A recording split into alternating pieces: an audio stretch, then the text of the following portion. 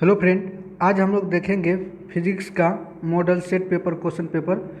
दोस्तों, इस model set में काफ़ी इंपॉर्टेंट क्वेश्चन है। आपको मेन एग्जाम में इसी तरह का क्वेश्चन देखने को मिलेगा, तो आप वीडियो को जरूर लास्ट तक देखिएगा, ठीक है। तो चलिए देखते हैं आज का क्वेश्चन नंबर 1 से। दोस्तों, यहाँ पे क्वेश्चन नंबर 1 कर है कि निम्नलिखित में किस राशि का मात्रक वोल्ट पर मीटर होता है। तो दोस्तों, वोल्ट पर मीटर यूनिट होता है विद्युतीय क्षेत्र का, यानी इलेक्ट्रिक फील्ड का। तो एक का जो है सही आंसर हो जाएगा डी। अगला क्वेश्चन देखते हैं। परिपथ का गुण जो विद्युतीय ऊर्जा को ताप में बदलता है कहलाता है। तो दोस्तों, जो विद्युतीय ऊर्जा को जो है ताप में कन्वर्ट कर देता है उसको प्रतिरोध कहते हैं। तो 2 का जो है सही आंसर हो जाएगा यहाँ पर ए, प्रतिरोध यानी रेजिस्टर। अगला क्वेश्चन देखते हैं कि विद्युत हीटर में जिस पदार्थ का उपयोग किया जाता है वह है। तो विद्युत हीटर में दोस्तों नाइक्रोम का यूज किया जाता है, क्योंकि इसका जो है रेसिस्टर पावर जो है हाई होता है, ठीक है। तो यहाँ पे 3 का जो है सही आंसर हो जाएगा डी, नाइक्रोम।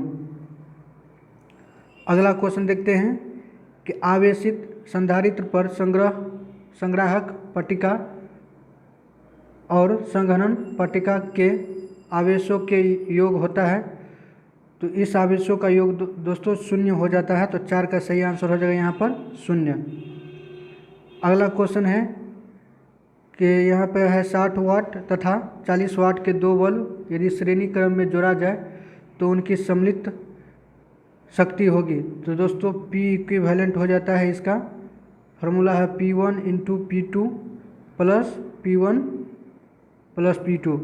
तो यहाँ पर P इक्विवेलेंट देख लेंगे तो हो जाएगा आपका 60 इंटू 40 प्लस 6 प्लस 4। तो यहाँ से हो जाएगा ये 2400 और ये हो जाएगा 100। यहाँ से जो है दोस्तों P इक्विवेलेंट आ जाएगा डी, 24 वाट यानी 24 वाट।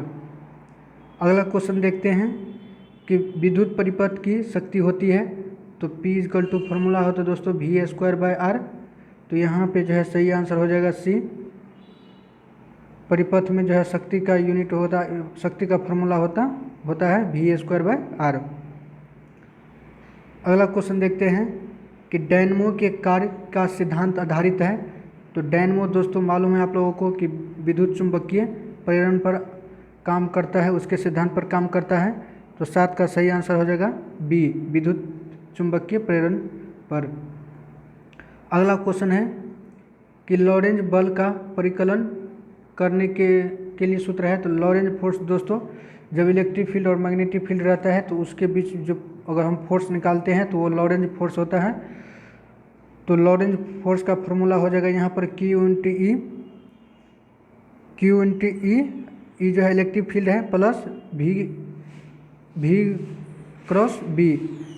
तो 8 का जो है सही आंसर हो जाएगा यहाँ पर ए। अगला क्वेश्चन देखते हैं कि एक 0.05 यहाँ पर ओम है दोस्तों। ये ओम का प्रतिरोध वाले आमीटर का जो है विद्युत वाहक बल है 1.5 बल के सेल से जोड़ा जाए। अगर 2 एम्पीयर की धारा परिपथ में बहती है तो सेल का आंतरिक प्रतिरोध क्या हुआ। तो दोस्तों सेल के आंतरिक प्रतिरोध के लिए एक फार्मूला होता है, आप इनको याद रखिएगा। I इक्वल टू होता है E/R प्लस R। R जो है बाह्यतम रेसिस्टर है और स्मॉल r जो है ये बैटरी का रेजिस्टर है, यानी प्रतिरोध है। तो इस तरह से अगर इस फार्मूला पर हम पुट करेंगे तो करंट है 2 एम्पियर और EMF दिया है 1.5 और कैपिटल R है 0.05 और स्मॉल r जो है हमको निकालना है। तो यहाँ पे अगर लिखेंगे तो R इक्वल टू हो जाएगा 1.5, यहाँ पे 0.05 प्लस और ये जो है यहाँ पे 2.0 एम्पियर। तो इसको काटेंगे तो हो जाएगा 3/4 यानी 0.75।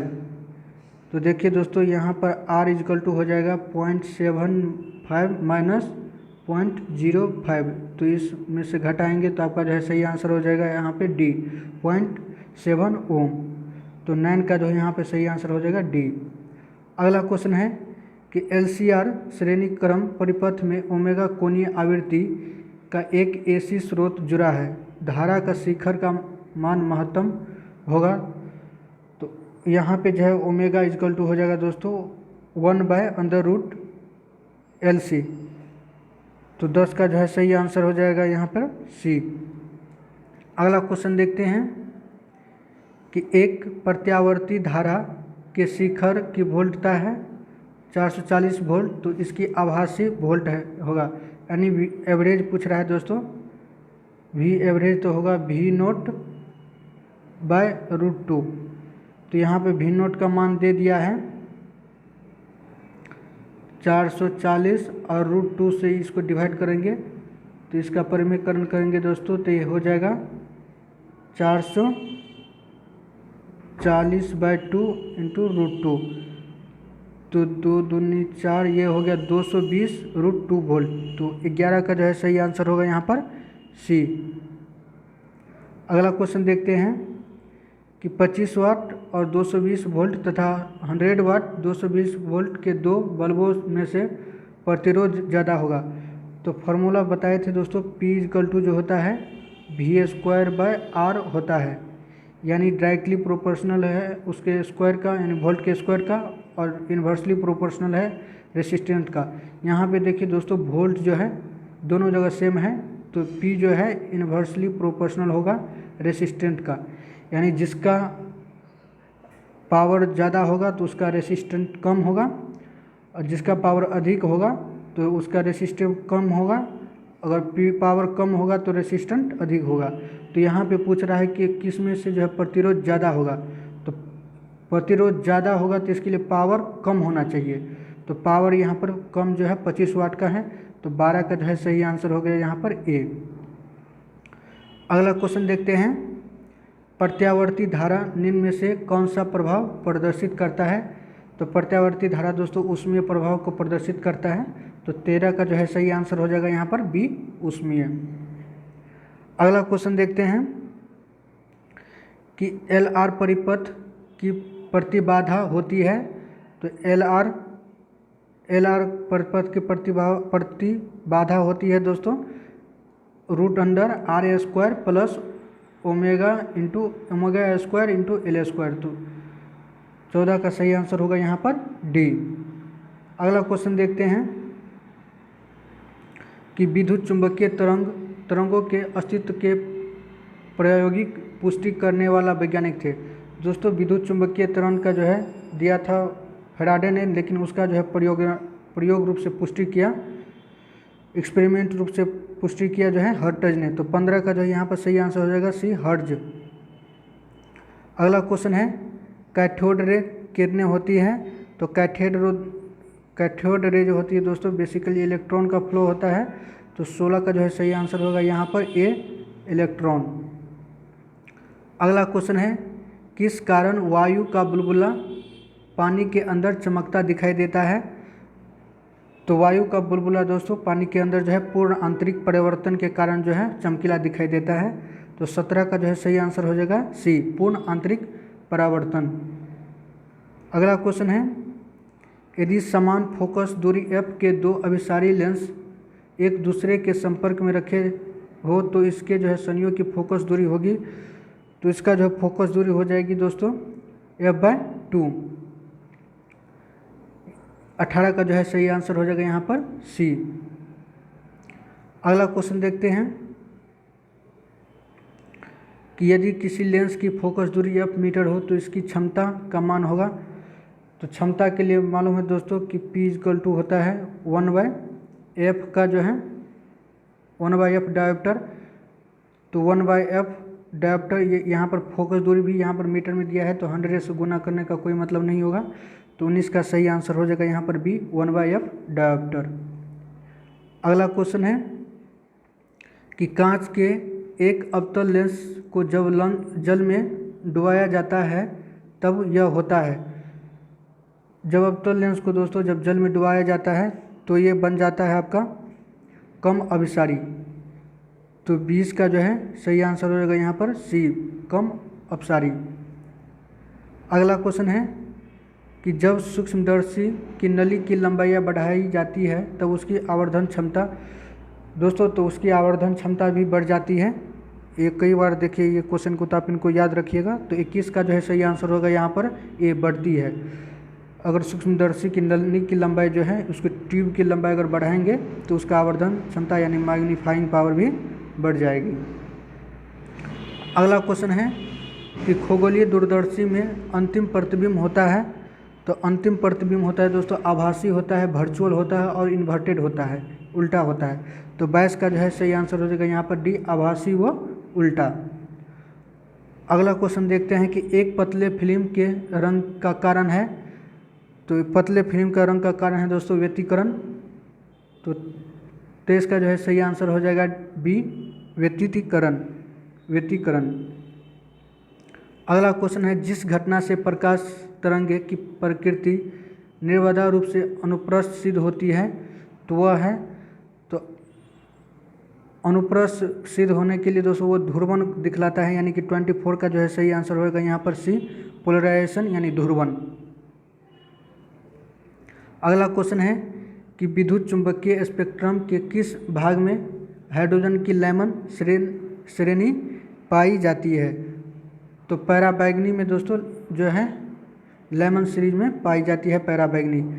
तो 25 का जो है सही आंसर हो जाएगा यहाँ पर डी, पैराबैंगनी। अगला क्वेश्चन है कि यूरेनियम नाभिक के घनत्व के परिमाण की कोटि होती है। तो इसका जो है घनत्व होता है दोस्तों 10 के पावर 17, 10 के पावर 17 किग्रा पर मीटर क्यूब। तो 26 का जो है सही आंसर हो जाएगा यहाँ पर बी, यूरेनियम के न्यूक्लियस का डेंसिटी। अगला क्वेश्चन है कि हाइड्रोजन बम आधारित है। तो हाइड्रोजन का बम जो है दोस्तों केवल जो है नाभिकीय संलयन पर आधारित है, यानी न्यूक्लियर जो फ्यूजन रिएक्शन होता है जो सूर्य में होता है उसी पर आधारित जो है हाइड्रोजन बम आधारित है दोस्तों। ये परमाणु बम से कई गुना जो है खतरनाक बम होता है हाइड्रोजन बम, जो आधारित है न्यूक्लियर फ्यूजन पर, नाभिकीय संलयन पर। अगला क्वेश्चन है कि सूर्य अपनी विकिरण ऊर्जा प्राप्त करता है। तो अब ये बताए थे दोस्तों कि नाभिकीय संलयन रिएक्शन उसमें भी होता है, इसमें काफ़ी मात्रा में जो है एनर्जी निकलती है।